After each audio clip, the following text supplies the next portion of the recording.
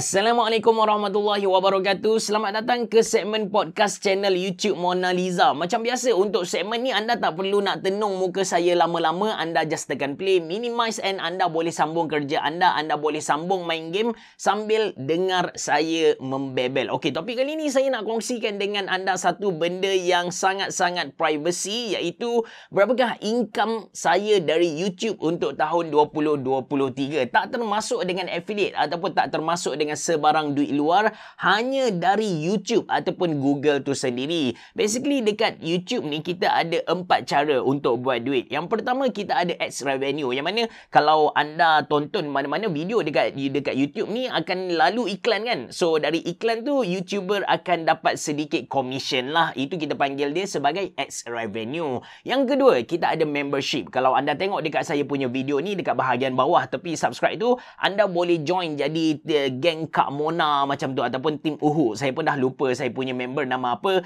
Basically YouTuber tu boleh set. Okey, kalau anda jadi member bawahan, mungkin anda boleh berjabat tangan dengan dia. Tapi kalau anda beli yang mahal punya, membership yang mahal sangat, mungkin anda boleh kiss dekat pipi dia. Semua benda ni YouTuber tu yang tetapkan. Okey, itu yang kedua. Yang ketiga pula, YouTuber boleh buat duit melalui donation. Dia boleh terima donation. Benda yang sama ada dekat Facebook. Kalau Facebook tu kita bagi star dekat streamer, kalau dekat TikTok kita bagi gift kan. So dekat YouTube ni pun sebenarnya anda boleh bagi gift.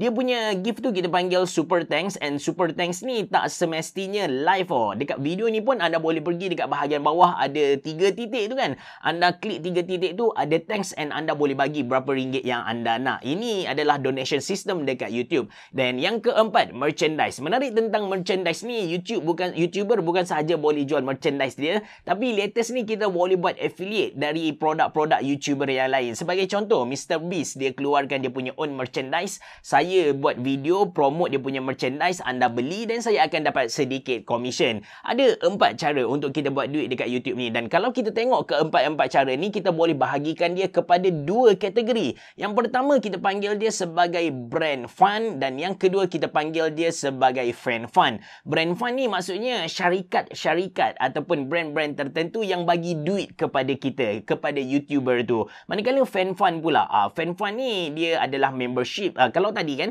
yang brand fund tu kita tengok dia adalah ads revenue. Ads revenue equal to brand fund. Manakala untuk fan fund pula, fan ni maksudnya audience lah kan.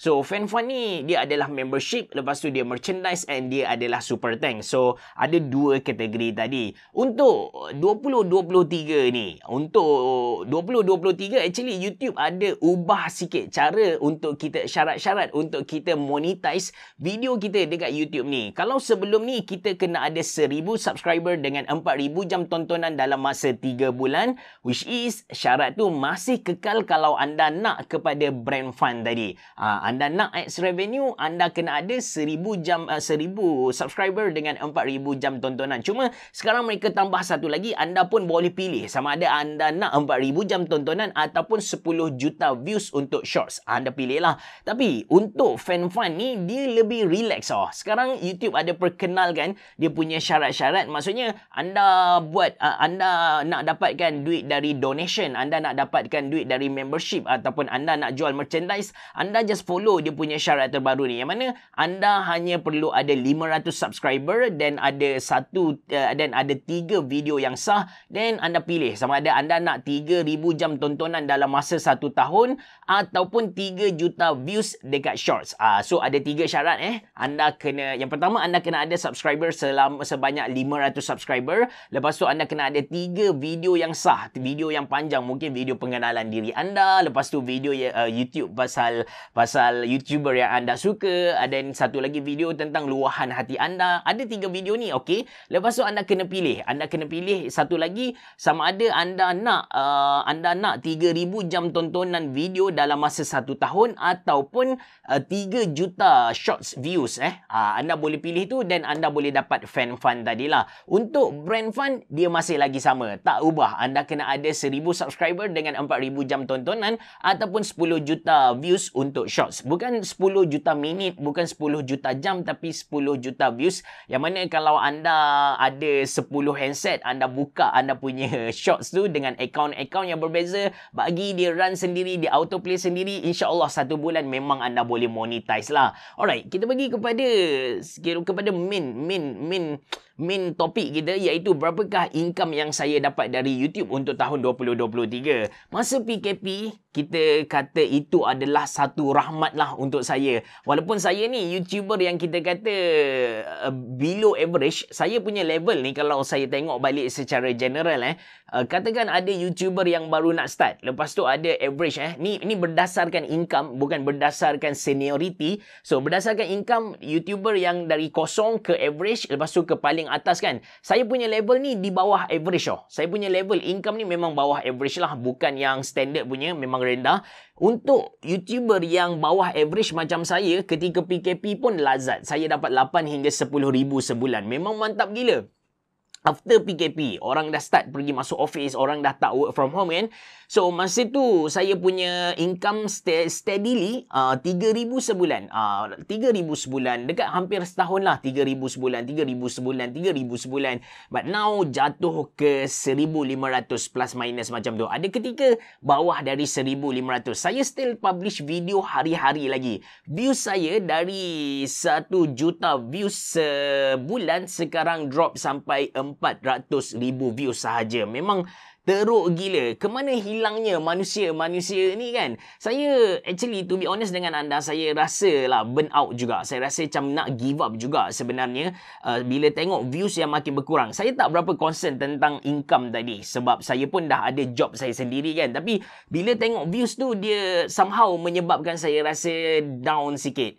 Saya fikir yang saya seorang je benda macam tu. Tengok-tengok ada YouTuber besar macam Aichang, orang Jepun yang duduk dekat Malaysia, dia bagi tahu yang dia pun burn out. Lepas tu saya tanya kawan-kawan YouTuber yang lain, ada juga yang burn out. Saya baca, saya buka forum, ramai juga YouTuber dekat luar negara yang burn out. Basically, semua orang menghadapi benda yang sama, dan punca di sebalik burn out ni of course views tu sendirilah. Dari segi income sebenarnya bukan tak kisah. Kadang-kadang kita dah ada kita punya backup plan, so income tu dapat rendah tak ada masalah. Yang penting views tu kita nak tinggi, sebab views dia somehow bagi kita semangat lah untuk buat benda ni.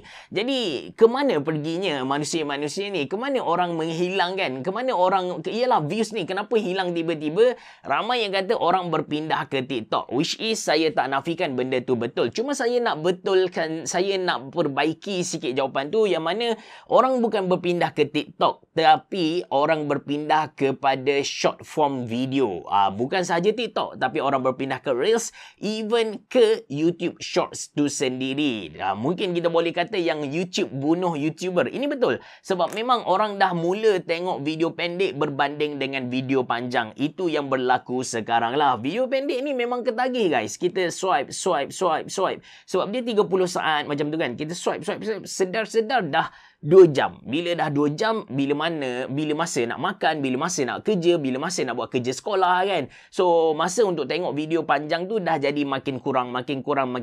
That's why orang consume video yang pendek. Itu sebab kenapa views makin berkurang. Saya macam channel besar, Mr. Who's the Boss, Linus Tech Tips, mereka ada masa untuk buat shorts, untuk buat satu shorts khas untuk mereka kan. Tapi saya seorang one man show, saya buat semua benda, saya test produk, saya record video, saya edit video, saya buat thumbnail, saya buat description dan sebagainya.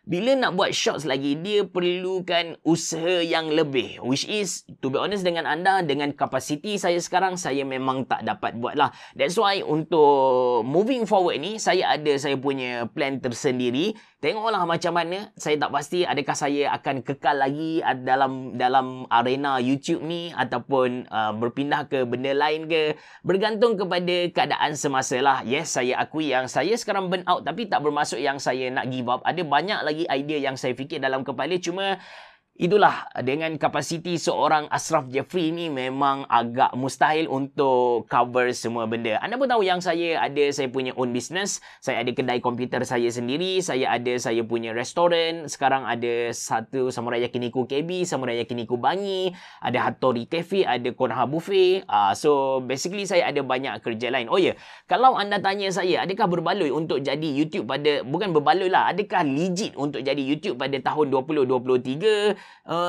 mungkin okey lagi, cuma nasihat saya anda kena ada kerja tetap. Jadikan YouTube ataupun content creator ni, tak kisahlah dekat YouTube ke, dekat TikTok ke, dekat Facebook ke, jadikan dia sebagai part time je dulu. Anda kerja, waktu pagi tu anda kerja, anda kena ada gaji yang tetap. Lepas tu malam anda spend sedikit masa untuk hasilkan video, mungkin 1 minggu 2 video. Anda buat benda ni selama 6-7 bulan macam tu. Lepas 6-7 bulan anda rasa macam ni kena dengan jiwa aku ni, so anda boleh proceed lah. But still, saya recommend anda ada satu kerja tetap lah untuk bayar anda punya sewa rumah, untuk bayar bil elektrik anda, untuk bayar bil internet anda. Kena ada safety net lah. Benda-benda ataupun kerja-kerja yang macam content creator yang bersifat gig ekonomi, even untuk rider Food Panda ataupun Grab sendiri pun, dia tak ada something yang kita panggil dia sebagai job security tu sendiri. Kita ada orang kata bila usaha lebih dia akan dapat lebih kan, tapi sebenarnya bila melibatkan gig ekonomi ni, kadang-kadang kita usaha pun kita tak dapat. Dia tak ada macam gaji minima, tak ada benda tu. That's why berlaku eksploitasi terhadap macam driver-driver Uber dekat London. Mereka bagi tahu disebabkan persaingan yang sangat tinggi di kalangan driver Uber ni, mereka terpaksa on selalu mereka punya taksi, dan kadang-kadang on taksi minyak dah habis, kena top up, customer tak dapat kan. So mereka demand supaya dapat gaji basic dari Uber, which is Uber tak kisah pun benda ni, sebab mereka ikat pekerja ni secara kontrak. Ini adalah gig ekonomi. That's why bagi saya, kalau anda nak jadi YouTuber ni, anda kena ada gaji basic juga, supaya gaji basic anda tu ataupun kerja lain tu dapat cover anda punya sewa rumah, bil elektrik, bil internet, macam tu lah. Kita kena belajar dari apa yang berlaku dekat arena streaming di Facebook. Dulu streaming dekat Facebook ni memang mewah lah. Gaji sampai 30,000 ada, 10,000 ada. Siapa-siapa yang masuk ke sana kaya gila. Ada yang beli Mercedes, ada yang beli Honda, ada yang beli kereta, rumah. Memang gila lah kalau tengok dia orang ni kan. But then bila Facebook punya saham jatuh, dia punya polisi dah bertukar, geng-geng ni hilang kerja. Maksudnya streaming dah tak dapat duit dah. So mereka terpaksa jual balik mereka punya kenderaan tadi lah. Dah tak mampu nak bayar dah, benda komitmen yang sangat tinggi. Saya pun seriously sangat-sangat bersyukur sebab masa saya dapat income 8,000 masa PKP hari tu, saya tak beli kereta. Kalaulah saya beli kereta masa tu dengan income sekarang RM1,500 Malaysia, memang mati lah. That's why kalau anda tanya saya, adakah legit untuk jadi YouTuber pada tahun 2023? Masih lagi legit. Anda boleh tengok YouTuber power masih lagi buat duit gila-gila punya.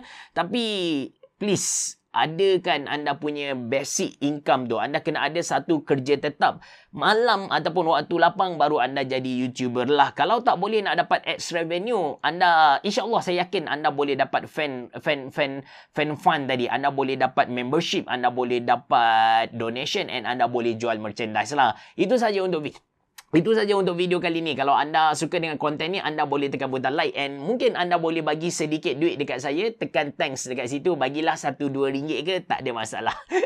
Okey, Assalamualaikum warahmatullahi wabarakatuh. Jumpa lagi.